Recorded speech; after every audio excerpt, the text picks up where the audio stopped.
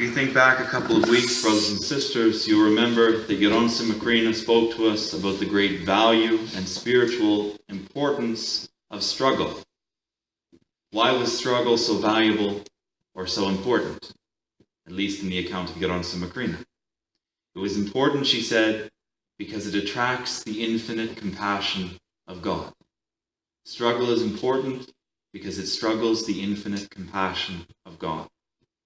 Our falls, our stumblings, our sins, these things cannot dry up the well of God's compassion and mercy towards us. What is the only thing that can dry up this infinite well? A lack of struggle, a failure to try, laziness, complacency, indifference.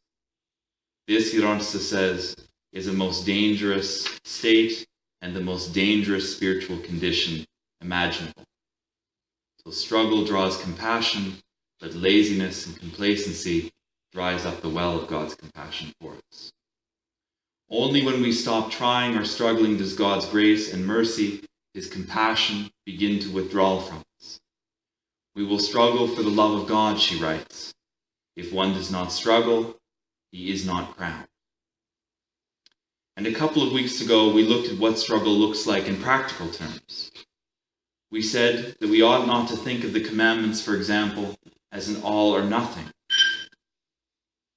Our prayer rule, for instance. Don't think, I'm not going to pray well, so I won't pray at all. Instead, adopt the mindset of struggle. Think this way. Maybe I'm not going to pray perfectly, but I will at least offer to God something. And then we looked at other examples of how struggle is practically expressed in opposition to this all or nothing mindset. Struggle then, brothers and sisters, is about staying in the game. It's about showing God that even if our works are imperfect, there is at least a desire in our hearts to be pleasing unto Him. It gives grace something to attach itself into in our soul and to begin working within us. So that thought then, that the gospel is all or nothing, that logismos, that tempting thought, as the Holy Fathers would call it, is one impediment to struggle, one thing that stops us from struggling. All or nothing. If I'm not going to do it all perfectly, then I won't do anything. That thought kills struggle, and it will therefore kill us spiritually. Today, Gerontissa points out a second struggle-killing thought, a second thought which, if adopted by us, will result in our ceasing from struggle, and God's compassion towards us will dry up. What is then this most dangerous thought? Gerontissa opens discussion of this with a story from the Gerontikon, that is a collection of stories from the lives of the elders on Mount Athos. So she recounts this story to her listeners. Remember what we read from Father Joachim. All day long he gathered olives. On the return trip, he was so exhausted that the fathers held him so that he wouldn't fall down. When they reached their hut, his gerunda, his elder, his starets, told him to go to the olive press and to begin working again. He made a prostration. He went to the olive press. Back then, they did not have machines like we have now. They yoked themselves in and they turned the millstone around and around to press the oil. So it was a lot of work. After a little while, his fellow disciple went to him and found him yoked in and turning the millstone. And he asked him, "How is it going, Father Joachim?" He received an answer. By Gerunda's blessing, by the elder's blessing, by the starets' blessing, I don't feel any difficulty. And Father Joachim continued to work. So what do we learn from this story from the life of Father Joachim? Or rather, what does Gerontissa wish us to take from this story of Father Joachim? She wishes us to learn that we should not say what words? I can't. We should not say I can't in the spiritual life. His mind might have given him all sorts of reasons to say, I can't go back to work. I'm tired, my back aches, my feet are sore, it's time for rest and not for work. But instead, what did he do? He did what was asked of him, and it turned out that by God's grace and the blessing of his elder, he could indeed do it. And in continuation, Gerontissa explains why we should never say I can't with respect to our spiritual duties. Again, maybe we might say I can't with respect to other things, but not with respect to our spiritual duties. What does Gerontissa say? She asks a question. When we say that we can't do something, are we, she asks, doing the will of God?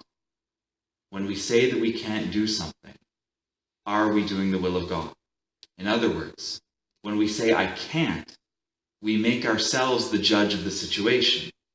We show a forgetfulness of and an indifference towards the will of God. On the other hand, when we say may it be blessed, or at least I'm going to try, and we struggle to do the thing that we've been asked to do, then we leave the matter to God and wait to see what comes from it. I can't then, brothers and sisters, is the height of self-centeredness and pride. Get rid of that thought. Instead, try and see what God does. Now, this perverse thought comes up at various times for us. When does it come up? I can't do my prayer rule. I'm too tired. Instead, think, I don't know if I'll stay awake, but I will at least try and see what God does. When else does it come up for us? I can't keep the fast. It's too much work to prepare those meals. Instead, think, I don't know if I will manage. God have mercy on me. God help me. But I will at least start and see what happens. When else do we hear? I can't prepare to go to confession. I'm too busy. Ignore that thought, brothers and sisters. Start getting ready. Put hand to plow and see how far you get. You'd be surprised how many times when we show a good disposition, God intervenes and takes that kernel of goodness that's found in us and turns it into something virtuous. I can't prepare for Holy Communion. Same thing.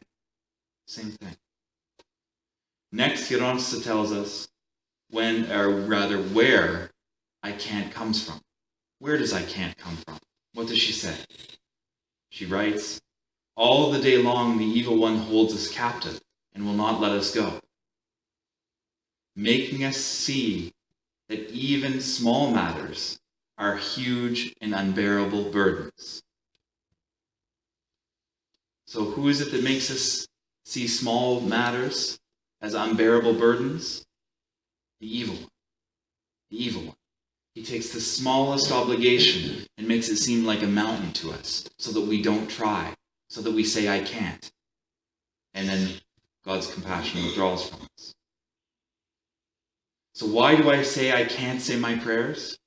Because the devil tricks me into seeing my prayers as an all-consuming fog monster. What then?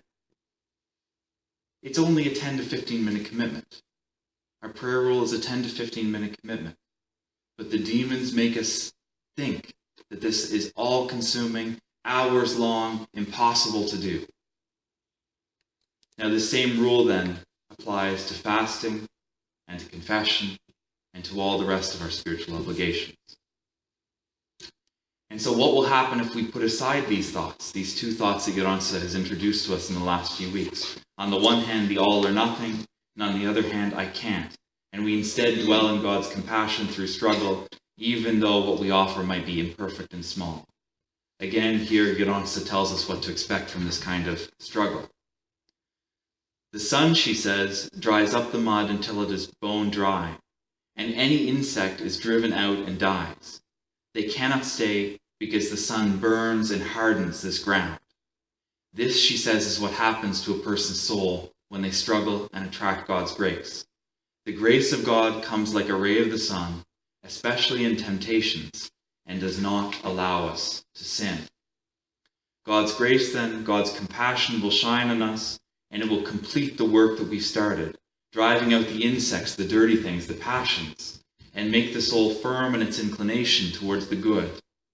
But it requires at least struggle, not perfection, struggle.